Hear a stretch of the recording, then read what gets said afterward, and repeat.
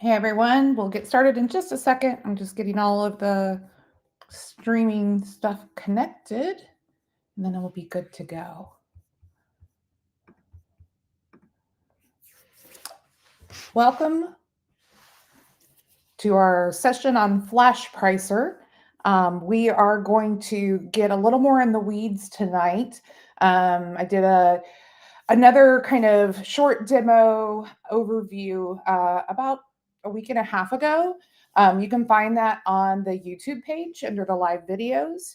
But tonight we're going to get a little more nitty gritty of how do you start, how do you connect your store, how do you set up your strategies, and then analyzing some data, updating data, all of that good stuff.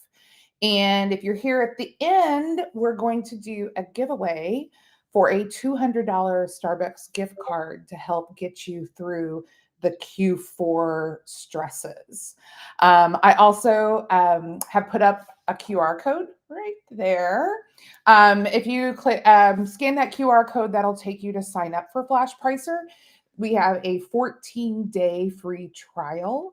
And then I have a discount code that I'll share with you at the end where you can get 50% off your first 3 months. So that's going to get you through Q4 and January, which is kind of like Q4 extended. January sales are always really good on the platforms. So hang with me and you'll get that code. You'll get to enter the drawing. But for now, we're going to just dive in and talk about the platform. Feel free to ask questions. Just put them in the chat. For those of you who are on other social media platforms watching me, I will have to stop and kind of go and pick up those questions. They don't come through like the YouTube questions do. So we're just going to dive in and talk about Flashpricer. So let me share my screen. Give me a second to do that.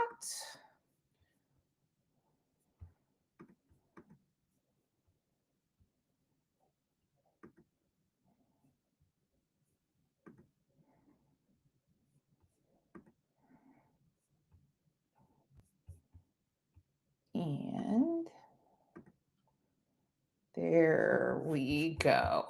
Okay, so Flashpricer is, if you're not familiar with it, it is a repricing software for both Amazon and Walmart platforms.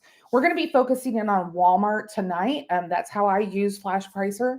I've been a Flashpricer customer for several years now. I love that they come up with new new ways to kind of help us as sellers and constantly enhancing the product. One of the big differences in Flashpricer from other repricing softwares for Walmart is they have really dug kind of underneath the hood of Walmart. So they aren't just relying on Walmart's API data, which is sometimes very laggy, not quite up to date. Even Walmart itself, if you've worked on the platform at all and you're trying to list something and you're looking at like what the buy box is, like sometimes Walmart themselves doesn't even have the right buy box price when you're going through and listing products. So they actually scrape the web so that they see what the actual buy box prices are. And they use all of that data in analyzing how to reprice your items. So for that reason, I think they get a huge gold star for me because I want that data to be as accurate as possible because I want my repricing to actually be competitive so that I'm selling through my product. Because the whole point of buying product to sell is to sell it.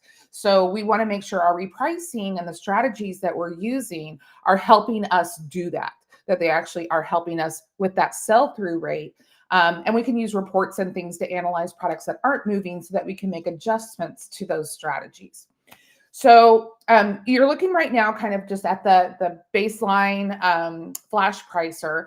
I'm going to take this off of dark mode. I think it might be a little easier to see in the light mode, but you can alternate right here on color schemes if you prefer that dark mode, a little bit easier on your eyes. So when you sign up for Flashpricer, the first thing that you're going to have to do is connect your store. because it has to be able to pull in all of your product information so that you can actually do your repricing. And so that process is pretty easy. If you go to your settings and then you go to, I believe it's integrations. There it is. Nope, sorry. Sales channels. There it is. You'll see that my Walmart store is connected, and they have a very simple process to let you connect both your Amazon and Walmart stores. They'll walk you through it. You'll get connected, and then it takes a little bit of time for that data to come across into the platform. So you're just going to have to like wait for that kind of update to happen, but give it a little bit of time and then come back to it maybe the next day where everything will be loaded in and ready for you to do your work. The next thing that you need to do, which is really kind of the heart of repricing, is develop some repricing strategies. And you can have one single strategy if you want, where you just say like, hey, I just want you to compete with the buy box. This is kind of the different elements of that. And you can apply that to every single product in your catalog. Or you can get a little more nuanced with it, like we do. So we have strategies that differ based upon our buy cost. So low price items that we pay under $15 for, our repricing strategy is a little more aggressive to kind of sell through those faster than maybe our higher priced items. We also develop a liquidation strategy. So when we have items that just are not selling at all, we are not getting the movement or traction on them. They've been around for a while and we're just like, this is dead weight. It's not making me money for it to just sit there and hope that the price is going to recover. We can throw those into our liquidation strategies. And we have a couple of different ones kind of depending on how fast we want those products to move. So you can create as many strategies as you want, and then you can assign those strategies item by item.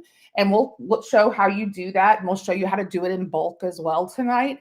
And then as you kind of like get used to using the repricer, you may find that you want some additional strategies as well. So first I'm going to just open up and show you what our strategy looks like and talk through that. And then I'll go through the process of actually creating a brand new strategy with you guys. This is, let me go to this one here. So this is our strategy. If the cost is over $15, we're looking for an ROI between 30% to a maximum of like 300%. That's rare, but like you can set it there if you want. This is for Walmart. It's not private label, it's just reselling. And so we're going to open up and I'll show you how we have these the strategy set up. So we are competing against the buy box. We want to get the buy box as much as possible because that's just the easy click for customers to be able to click that, put it in their cart, and move on. We don't want them to have to go find us somewhere on the page. We want to be in the buy box. So we're going to compete for the buy box. That's the main element here. And then we kind of tell it like, how do you want this repricing to behave? So we want to match the buy box. So you can match it or you can bid under the buy box. We're trying not to create price tanking. So by matching the buy box, there's lots of buy box sharing happening on the Walmart platform. But we have a couple of exceptions. If we're competing against Walmart, we're going to subtract 50 cents because we want to try to get under Walmart and get the sales and the buy box away from Walmart. We also say if it's WFS, which is Walmart Fulfillment Services, we're going to subtract 3 cents. So that means that I'm not really repricing lower if it's a fulfilled by seller item. I'm really only doing it if it's a Walmart item or an FBA, but a WFS item for Walmart. So for those two, we'll kind of undercut a little bit and try to get the buy box away from them. If the buy box is suppressed, and suppressed means there is no buy box. It's an item that basically you have to click to see who's selling the item and then choose from those offers. There's not just an add to cart button. We don't want to reprice, because if the buy box is suppressed, probably in most cases, we want to sell it for the price we have it. And we don't want to just continually get lower unless it allows for that. And you can set up a strategy to go down until you get to the buy box. But I know, like, I sell some beauty products and the buy box is like $3.50 for like an eyeliner. Okay. I can't make money at $3.50 because of fees. The fees are going to add up to $3.45 for WFS plus $1 if it's under the $10 mark, because I'm not part of that beta program. So that's $4.45 plus the percentage of however I charge for it. So I pretty much have to be at like $6.57 to even make a little bit of money on it. So I wouldn't want to go down to that buy box price because I would lose money. And so I just want to keep my price the same. And then if there's somebody in an area where Walmart doesn't have stock, they're going to be able to see my price and buy the item from me. All right. So that's kind of the main repricing rules. Now, once I've got the buy box, this is the next section. So I have the buy box. What do I want the repricer to do? So I have it set to just don't lower my price. Like, I want to keep it at that price as long as I have the buy box. So I'm not going down, but it does allow me to go up. So it looks at the next person, like, that's above me in price in the list, and it will start inching my price up, and as long as I'm maintaining the buy box. So that's kind of a great strategy because you don't see sales at the minimum price that you have like you do with other repricers. So a lot of repricers kind of don't stop that downward motion, and you'll go down and you'll hit your low, and you'll sell a lot of product at your lowest point, which is, it's great if you're making money there, but I'd rather make more money kind of at a higher price. We also have the yo-yo price lift. And so this is a strategy, I'm familiar with it on Amazon, that basically will do some kind of bouncing up and capturing the buy box at a high level. And then you lose the buy box. And so it gets back down, it gets you the buy box, and then it kind of pulls the buy box back up again. It's a really great strategy, in my opinion, when you have really fast moving items that have a lot of competition on them. Because once you've gotten the buy box, you can kind of bounce up and capture some sales at the higher point. And then you come back down and you get the buy box again. So I like that, especially in Q4. We tend to implement yo-yo strategy quite a bit, actually, over on Amazon. And then if my item is out of stock, what do I want it to do? So I have it to match the buy box. Sometimes you might want it to do something different there. Like, again, if you have items that the buy box is always lower than where you want to be, you could have it go to your max price or something like that. And that way, if you replenish the item and Walmart activates it and it hasn't caught it quite yet in the repricer because they have to get a file from Walmart and update that you have stock and count again, then you can sell at that lowest price, which you might not want to be there. So you really have to think about, when I replenish, where do I want my price point to be? And that's where the repricer will start. Okay, I'm going to take a breath, and I'm just going to look through and see if there's any questions yet on any of these platforms. So just give me a second here just to look, because I want to try to answer any questions that you guys have. Okay, I don't see any questions yet. Again, feel free to ask any questions. I will do my best to answer them. And if I don't know, I will get an answer and post back in here with that. Okay, so that's kind of one of our main strategies that we use. So let's just walk through if we created a new strategy. So I'm going to click New Strategy. I'm going to call this Q4 Hot Items. Okay, hopefully I have a lot of those. We'll see. This is going to be for Walmart.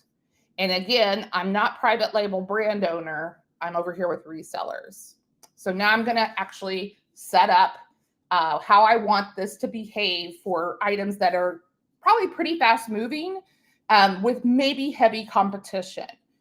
So choose which sellers I want to compete against. So I can compete against the lowest price, probably not if they're fast moving, high demand items.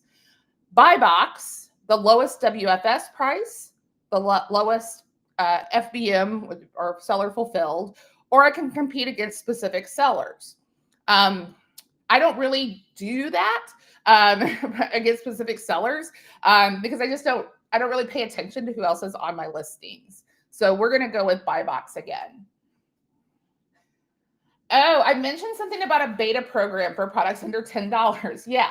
So Monica, there was kind of a, or there is going on a beta program that does not charge the additional dollar for WFS products that are under $10. It is a beta program and only certain sellers were invited to it. You can't even ask to get into it. Even if you have a rep, like they can't get you in it. They just like selected people. Like it is what it is because it's a beta program. So they're testing it out. So very much like Amazon used to have a small and light program where the fees were really low. So that really let you have a lot of sales at like that $9.99 price point and make a pretty decent amount of money. That's kind of what they're testing to see, like probably mostly looking at their shipping costs and whether or not they can actually maintain that lower price point. So if you're not a part of it, you don't know about it. I know about it because I have friends who are part of it, but I'm not a part of it. But I'm hoping that it's successful and they roll that out to everyone at Walmart. But for now, like it is what it is. If you're not part of it, you pay an extra $1 in WFS fees for anything priced under $10. And that's why for me personally, most of my stuff isn't priced below $10. I'll put it at 10 so that I'm paying the lesser WFS fee. So that's what that one's about. Okay, so we're going to compete for the buy box. We can choose to ignore Walmart if we want to, or ignore certain sellers. I'm not going to do that. I'm just going to compete for the buy box against everybody. Then I'm going to say my main repricing strategy, do I want to match the buy box or do I want to go a little bit lower than the buy box or a little bit higher than the buy box? And probably for this, I'm going to say like 2 cents under the buy box because if it's fast moving and a lot of competition, I want to be a little bit more aggressive with my pricing strategy. So we're going to subtract with 2 cents.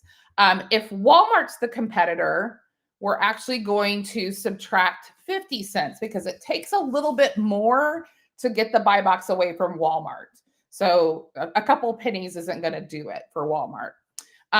If the competition is WFS, does it matter to me? During Q4, it doesn't because I actually do a lot of seller fulfilling myself.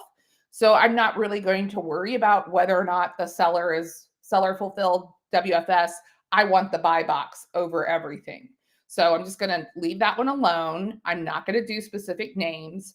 When the buy box is suppressed, I can say, hey, don't reprice. I'm going to actually say set it to my max because it might be that like if you think about like crazy toys that everybody wants to get their hands on, there are parents that will pay a premium to just not have to go out and search for it. And in most cases, Walmart may say, hey, that price is too high, so we're not going to have a buy box. And if end up being the only seller, I want to maximize my price. So I can set that to the max. And what I can do is if that doesn't end up working well, I can come back in and change this strategy to match the buy box or do something different. So I can always make those adjustments as I kind of see like, is the strategy working well or not? All right. Once the buy box has been obtained, I'm just going to say don't lower my price. That way I still get the upward movement on my pricing. And then on this one, I'm going to enable the yo-yo pricing lift. So this says every 60 minutes, add a certain amount to my price. And then we're going to stay at that price for 30 minutes. So I'm going to say, I'm actually going to change this. Yes, is 60 the lowest? Okay. Every 60 minutes, we're going to add, let's say $2. And then we'll stay at that price for 30 minutes. And actually, we'll stay at that price for 15 minutes. And then the pricing will readjust. And when my item is out of stock, I'm going to have it go to the max price, because if I replenish, I might not want to be at the buy box price when it comes back in stock. All right. So then we're going to hit continue. And this is where I can tell it kind of my ROI goals. How much ROI do I need at minimum? What do I want to go to at a maximum? This is one way. This is the ROI. I can actually manually set a minimum and max. I do that often as well. I can calculate it by profit margin or by just a fixed profit amount that I want. Hey, I want $5 on these items minimum, and a maximum of 100 or whatever. But we're going to do ROI because I might have items that I put in this strategy that are $10 items. I might put items that are $100 items during Christmas time. Our minimum ROI is always 30%. That way we can just take care of our expenses. We do have a warehouse, we have employees, so we need to maintain a little bit higher ROI and profit margin. And then we're going to just take this up to, we'll say 250%. So if the item costs $20, this is just showing you at your minimum, I'm making $6. And at the maximum, I'm going to make $50. So that kind of gives you an idea of where your pricing kind of will take you on either side of this. We're going to review and save this strategy. Okay. So we hit create, and we'll see that Q4 hot item strategy right here. And currently there's no listings because I haven't applied it to anything. One thing I'm going to point out while we're here, because this will be important a little bit later, is that you have the name of the strategy, and then you have like this code. And that code, if you hit this copy button, it will copy this code. And that's important when you're going to do things like in a spreadsheet. So we'll come back and revisit that here in a minute. But I just wanted to point it out while we are here.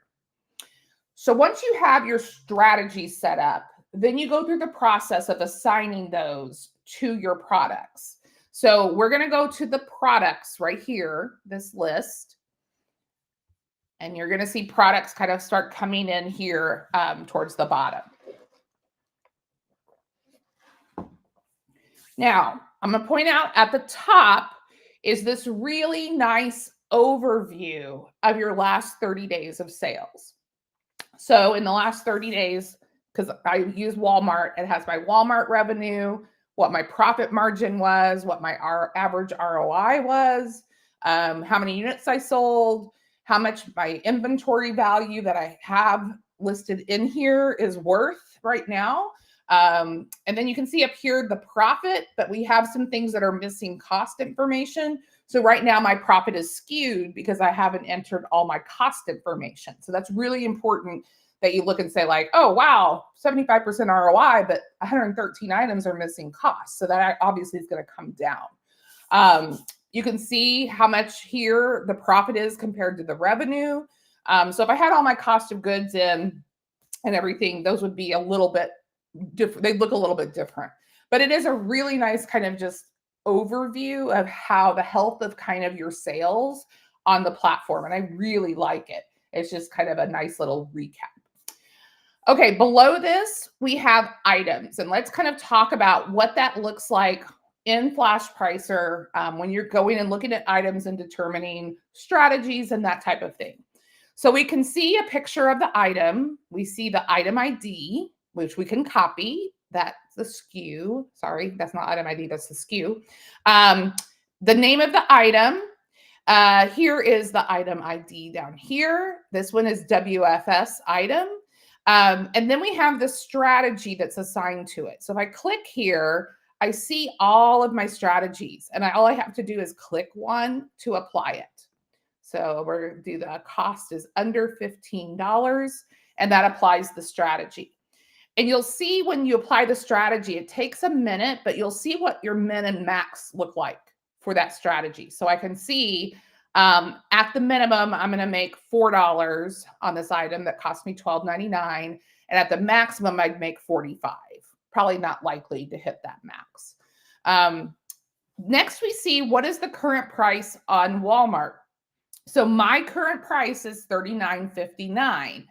And then you see this little arrow underneath that says $35.91. That means the next repricing, it's going to bring the price down. So it's trying to find that buy box for me.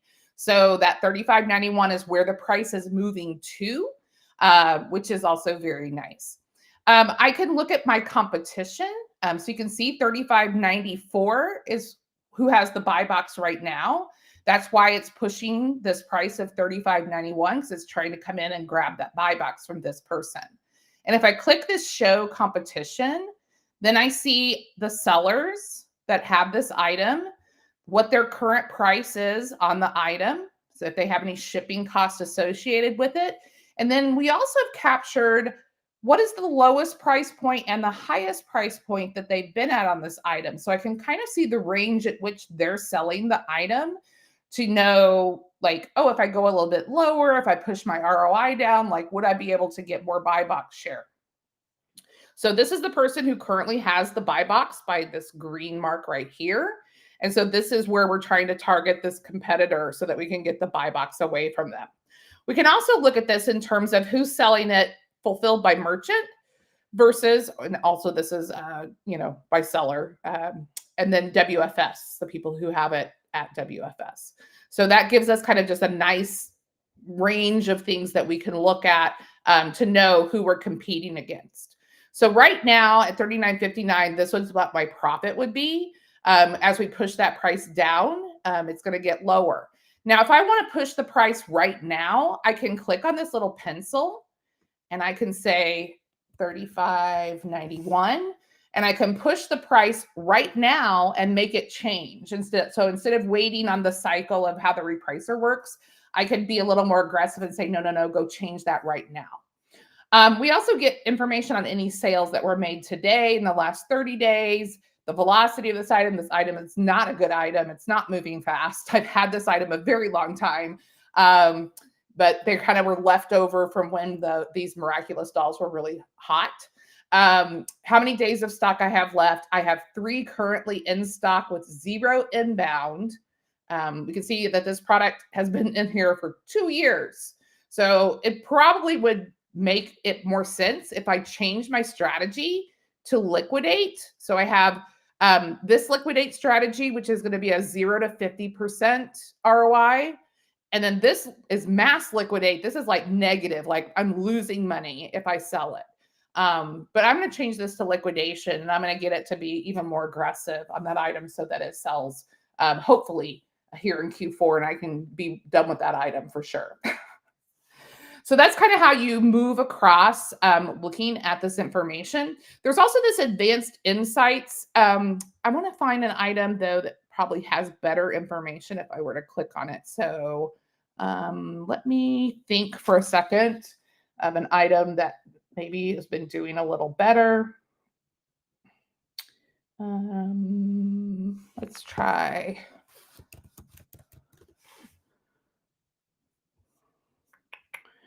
So the search is great. It's very fast. There were a lot of years that I would come in here and search for like an item in my catalog and not use Walmart at all because it just was so much faster. So this one has had some sales. So we're going to click on this advanced insights and just see a little more information. So it hasn't been repricing because I actually haven't set the repricer on this, but we're still making sales. So this just shows you what the item price is, how many units you sold, that kind of information, which is really cool as you kind of go through it and see, like, as you have items that are like moving a lot, you can see, kind of maybe which days are better days for that. You can see here units sold and the time period that they're sold. So it's really cool information. We'll come back to this with an item that actually I've been repricing. So that would actually be a good one. I can just come in here and add my buy cost. So my buy cost is in my SKU, $4.24 to make that easy. And then this little icon next to the price is for any kind of shipping charges. So that is used in the calculation of your repricer if you're doing any kind of fulfilled by seller. So to ship this item probably would not be more than $6. So I'll add that, although shipping costs have gone up dramatically for Q4. And then so we're going to just set this to the cost under 15 strategy.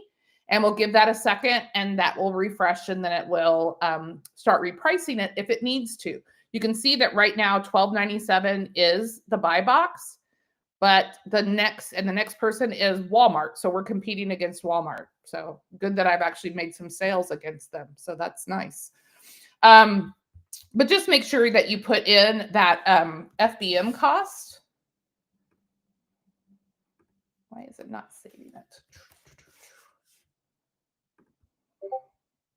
There we go. I think we got it.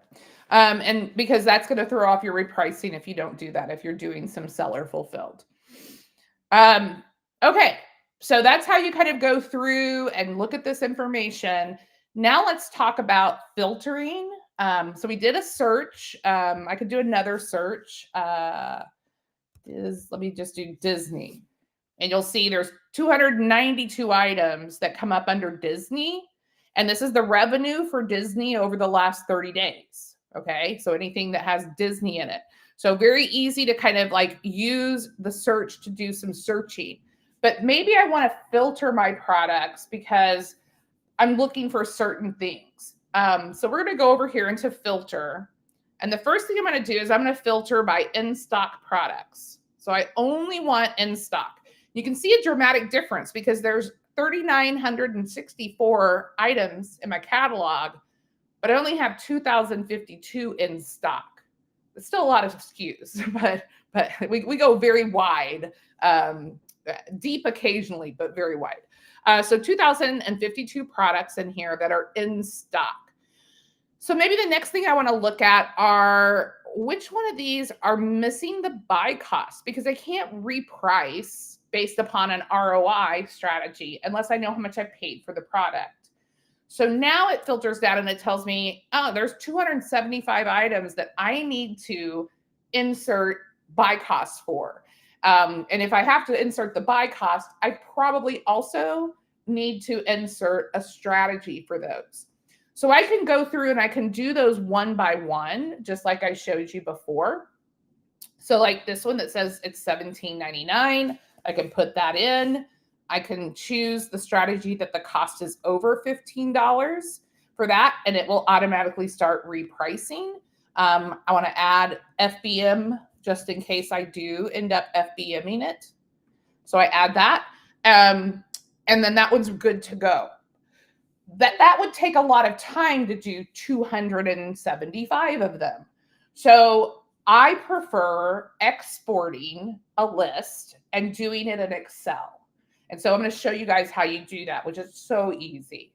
So the first thing, once you get your filters set for the products that you need, so in stock, missing cost, you just go to these little three dots and you hit export to CSV. And it says, hey, you're about to create this CSV file with 275. These are the filters. Hey, you can email me with a link once it's done. Okay, generate my export. And it's going to go do that for you. So I've done it. I did it before the session so that we could get to it and not have to wait for the export. It didn't take that long, but just so that we can keep with the flow. So I will bring that up next, but I'm going to pause for a second because I see some questions. Does the inventory age filter also work for Walmart? I don't think it does yet. Amazon has those filters built in, but I was playing with those and I didn't get them to work. So I will talk with the guys and see if that's something that they could add. Yeah, because that would be really great. I mean, you can kind of like sort by the created at, which kind of gets you there, but a filter would definitely be better for Walmart. Can click on the sales today to sort sales today. Yeah, if I did this, yep, there it is. So it's going to sort it at the top. This one I sold 5. This one I sold 4. This one I sold 2. So yes, that actually works really well. Oh, that was actually Flashpricer saying that. Thank you. So maybe you can respond to inventory age on Walmart for the group. That would be great if you can just comment on that. All right, so I did my export. I'm going to bring up Excel and show you. So give me just a second.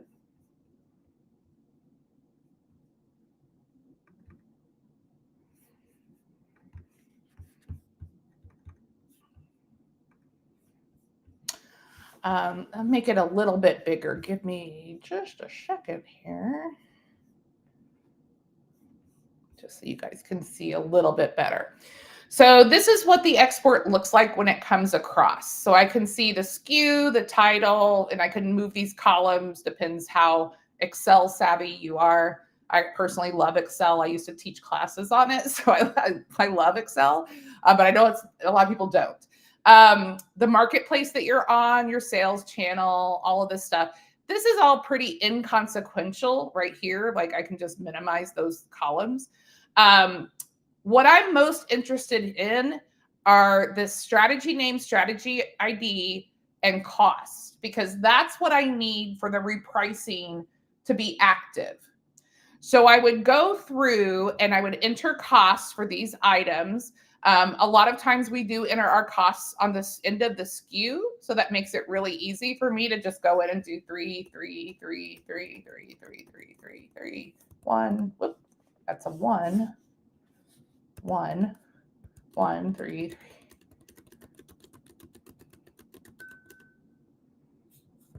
2, 2, 2, 2, 5. Okay, so those are my costs that are in. Yeah, Walmart doesn't provide inventory age in their reports. That's what I thought. It's probably just because we don't have the information there. But if we could filter by that column that's like when it was first in, that would be great. So just put that idea there. So once I have my cost entered, I just need to enter the strategy name or the strategy ID. So remember I said, hey, here's where you find the strategy ID. So let's go back to our strategies. All of these items are less than $15. So I need this cost under 15 strategy. I'm going to copy that. And then I'm going to go back to my Excel document. Let me get it back up here. And I can click right here in this column and paste it. Control V is paste for PC, Command V for a Mac. And then once I have it, I can just keep copying it, or I can copy this and then select everything and copy it all down at once. So if my strategy is kind of an automated strategy, like an ROI strategy, that's really all I have to do. Now, if you're doing manual mins and maxes, you're going to want to fill out the min and max column. I also add in shipping because we do FBM sometimes, these items. So I'm just going to add that $6 shipping. All of these items are super light. They're little baby outfits. All right. So once I have all that information, I'm going to save. So we're going to save this, export Disney completed. And then I'm going to go to bulk uploads right here on the left. And I'm going to upload that CSV file. And it's going to match the columns that have data. So shows me all of those matches. Okay, once I confirm that, because we don't want to put things in the wrong place, we say, yep, that all is correct. And we want to apply the changes. And it's going to submit that, and it will run that report and update all of that information in just a matter of minutes. So Um, it's really fast. I recommend getting on some type of cadence, depending on how often you add items. Like, repricing Tuesdays, or, whatever day it is, that you check and make sure that you have all of that information in, and that repricing is active for all of your listings. Because again, our whole goal is to sell product, and you really can't sell product if you're not being competitive with the other listings. So bulk uploads is a great friend of mine. I love it. It does a great job. So we're going to go back over here to products while it's doing its thing. We'll take a look at some of those products in a minute. I want to talk a little bit more about filtering again, because I think this is kind of an unsung hero of the product, because there's some real good data here if you really want to get into looking at maybe why things aren't selling, or maybe why things are selling, or what products are really selling. So we can go in here and we can look at, okay, I have less than so many days of stock of an item. So that helps you with replenishments. My business isn't real big on replenishment. So I don't really look at that one a lot, but I could come down here and I could look at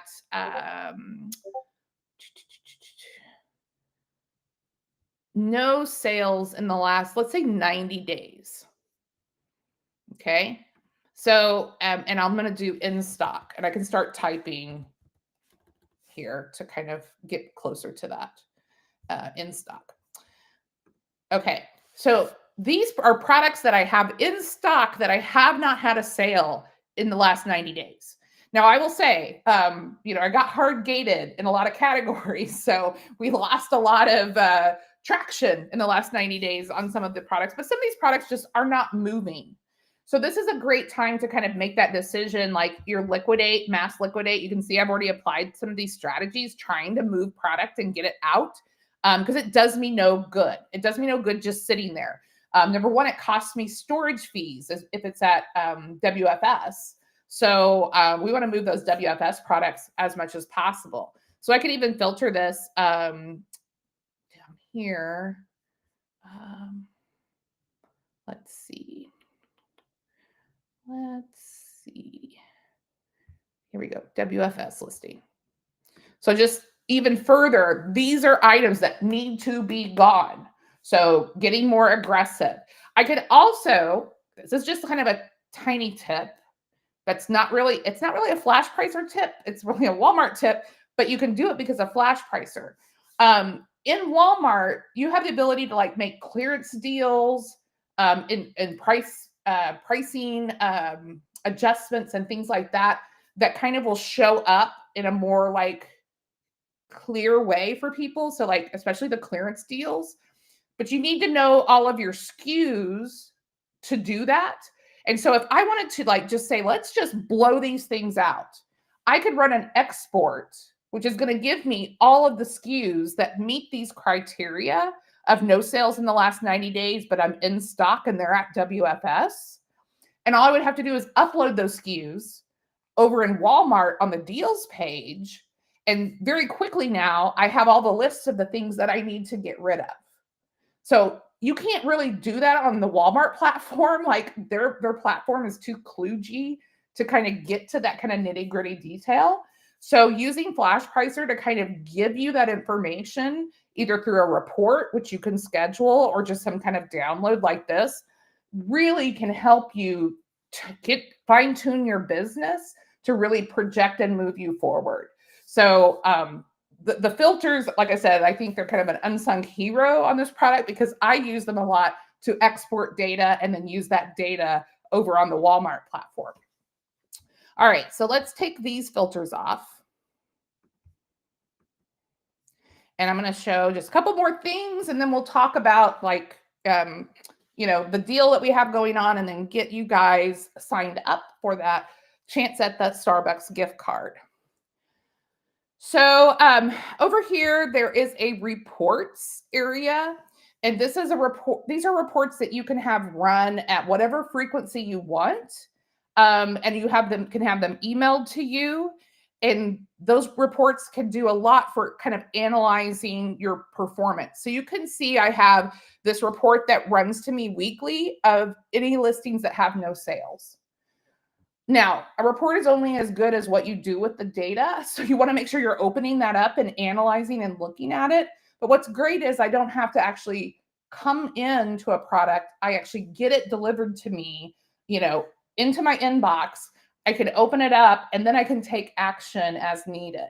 So, you could like create something that has like, hey, the things that are like selling really well, or items where you're not competitive, because we know price competitiveness is huge, especially now with the new levels that they have done for pro seller. So you can actually go in and run on your products where you're not competitive. Let's see. My price is greater than external competition's price. And again, you could take that report and push it over, do some incentives, do some repricing here. Maybe you have another strategy to get competitive so that you can raise your price competitiveness score. I know my beauty, now that I re-ungated beauty, it kills my price competitiveness just because Walmart is so cheap on a lot of beauty and I just cannot compete at those prices. So it's kind of the price to pay when you're selling kind of drugstore level makeup, so to speak. Is there anything that I haven't shown that you guys would like to see? I'll just take a moment here. I'm checking the other socials here and seeing if anybody has any questions.